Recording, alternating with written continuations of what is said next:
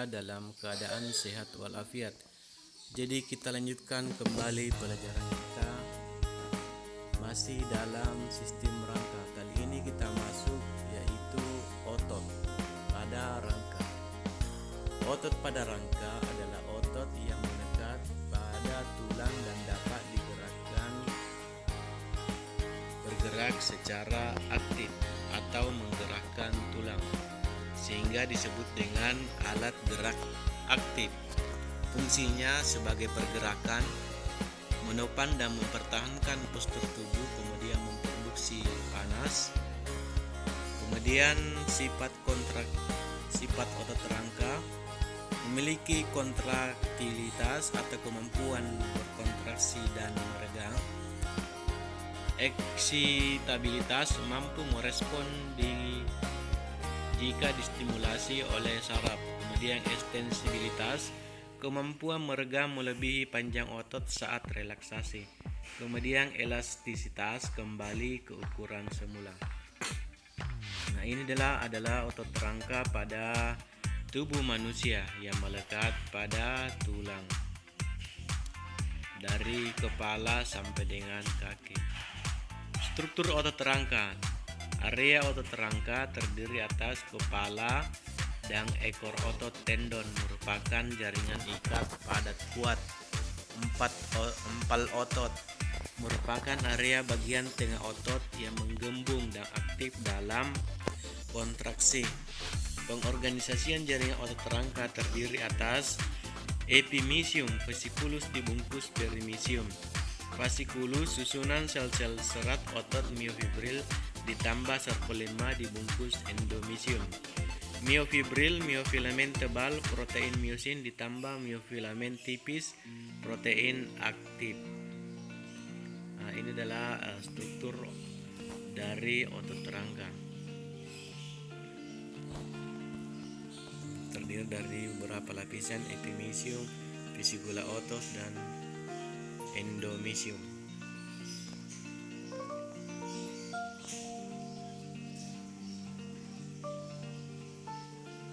Nah, ini adalah diagram struktur filamen penyusun myofibril. Kemudian mekanisme kerja otot. Satu komponen struktur otot yang berperan dalam kerja otot yaitu myofibril, sarkomer, aktin, myosin, tropomyosin, dan troponin. Sumber energinya untuk gerak otot adalah ATP, adenosin trifosfat, kreatin fosfat, dan glikogen atau gula otot. Berikutnya tahapan mekanisme kerja otot. Pertama, penerimaan impuls ion kalsium Ca2 tambah O keluar dari retikulum sarkoplasma. Kemudian ion Ca2+ terikat pada troponin menuju daerah aktif tropomyosin terbuka. Berikutnya pembebasan energi dari ATP menuju myosin, menarik aktin melalui daerah aktif tropomyosin, dan akhirnya otot memendek. Kemudian tidak ada impuls Ca2+ kembali ke retikulum sarkoplasma. Troponin menutup tropomyosin, kemudian otot relaksasi. Sifat kerja otot. Satu, antagonis adalah otot yang bekerja saling berlawanan sehingga menghasilkan gerakan yang berlawanan atau berbeda arah. Otot sinergis adalah otot yang saling mendukung kerja satu sama lain sehingga menghasilkan gerakan satu arah. Contohnya yaitu kerja sama gerak sama otot antar tulang rusuk saat menarik nafas. Nah, ini adalah contoh gerak antagonis pada tubuh. Gerak melurus, menjauh dan mendekatkan tangan, kemudian mendongak dan menunduk, ke depan ke belakang, membolak-balik tangan, kemudian menoleh ke kiri dan ke kanan. Kemudian ini masih gerak antagonis, gerak tangan ke atas dan ke bawah, gerak kaki ke kiri dan ke kanan, kemudian gerakan kepala. Yang terakhir adalah gangguan sistem gerak. Gangguan pada tulang Contohnya adalah fraktur adalah patah tulang terjadi jika tenaga yang berlawanan tulang lebih besar daripada kekuatan tulang. Gangguan tulang belakang, misalnya kifosis, tulang belakang melengkung ke arah belakang akibat posisi duduk yang salah. Lordosis, tulang belakang melengkung ke arah depan. Skoliosis, tulang belakang melengkung ke samping kiri atau ke kanan atau berbentuk huruf S.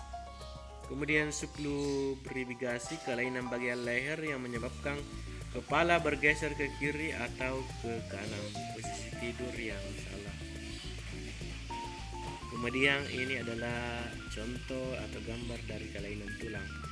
Skoliosis, kifosis membungkuk, kemudian lordosis. Gangguan fisiologis tulang, jenisnya osteoporosis, tulang rapuh, keropos, dan mudah patah, dapat terjadi karena kekurangan hormon dan kalsium. Rakitis, pelunakan tulang pada anak-anak karena kekurangan atau gangguan metabolisme vitamin D. Makrosefalus, kelainan pertumbuhan tengkorak sehingga ukuran kepala lebih kecil. Hidrosefalus, gangguan aliran cairan dalam otak menyebabkan rongga tempurung otak membesar. Layu, semu, tulang tidak bertenaga akibat infeksi.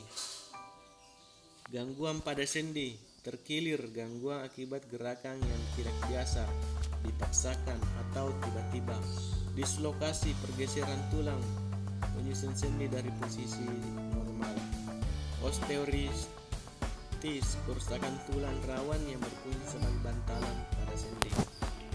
Ankilosis, tidak dapat digerakkan. Urai sendi, selaput sendi robek menyebabkan tulang sedikit lepas. Artritis, peradangan pada sendi. Gangguan pada otot, hipertrofi akibat otot yang berkembang menjadi lebih besar. Atrofi, akibat otot yang mengecil. Distrofi otot, penurunan kemampuan otot karena kelainan genetik.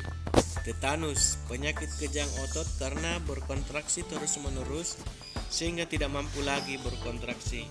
Kram, keadaan saat otot tiba-tiba terasa nyeri, tegang, sulit digerakkan disertai dengan rasa nyeri. Mistenia grafis, ketidakmampuan otot berkontraksi sehingga penderita mengalami kelumpuhan. Otot robek, robeknya serabut otot yang mengakibatkan bengkak, nyeri, dan pendarahan.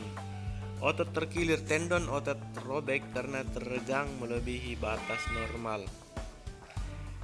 Teknologi sistem gerak, penyembuhan patah tulang, pemasangan gips, pemindaian, pembedahan, dan penarikan.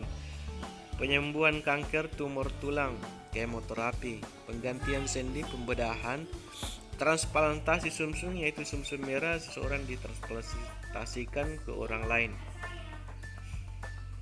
Penanggulangan skoliosis yaitu pemasangan penyangga pada kelainan lengkung tulang belakang bayi yang berlahir, implan, pemasangan materi dari benda kaku pada tulang.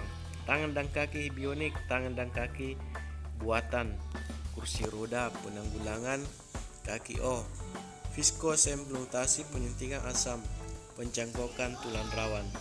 Demikian teknologi dari sistem gerak. Kalau ada yang kurang jelas bisa bertanya. Demikian, assalamualaikum warahmatullahi wabarakatuh.